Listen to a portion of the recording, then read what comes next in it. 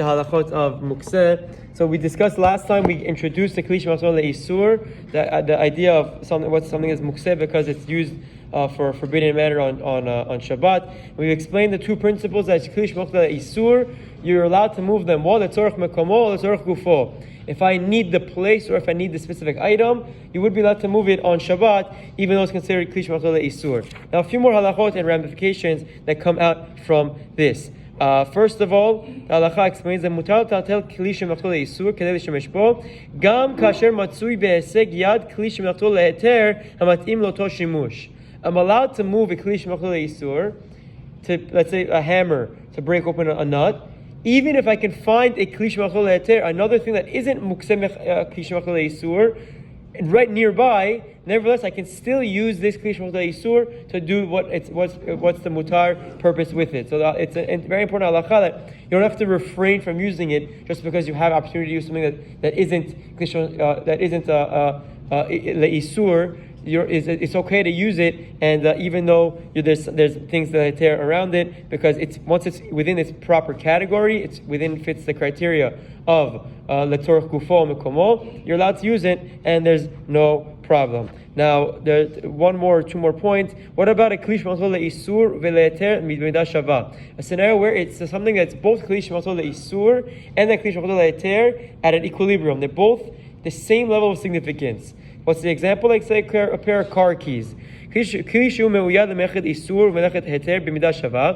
something is designated for both something that's prohibited and something that's permitted at an equal amount, equal level, mutar betiltul kedin Keli Shemelachto Heter. We treat it as Keli Shemelachto Heter. We're lenient and we allow it to move it. Therefore, maftel shemechonit shu meshamesh gam le'afalat hamanoa v'gam le'vitirat delet hamechonit. Let's say a car key chain, where you use it to turn on the engine. We also use it to open the door. And assuming a scenario where when you open the door, there's no lights that are turned on. It would be, Ravani writes, you're allowed to carry that car key because the opening the door isn't a problem per se, because there's no lights or anything else, and an engine is a problem. They're equal level. We go after the heter, the lenient, where it's Keli Shemelachto Heter. Nechshav Keli Shemelachto Heter umutar l'tatel kol letzorech kol shehu. You're allowed to carry it for any purpose whatsoever. Now, lastly, what about a scenario where it's majority Issur and there's some instances that it's leheter? So it's designated for both. It's set aside, you can use it for both prohibited actions and permissible actions. But majority of the time, most of the time, what we do with it is something that's asur.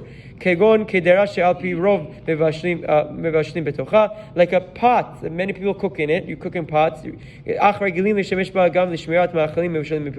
Even though sometimes with a pot, I might use it to preserve or to keep dishes that are already cooked overnight in the refrigerator.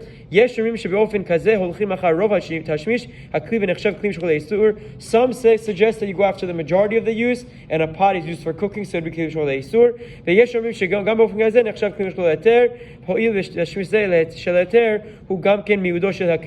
And some say, no, I don't care what the majority is, because sometimes when I use this kli in a normal way, it's heter, it's okay. So the halacha, Rav Vadia writes, you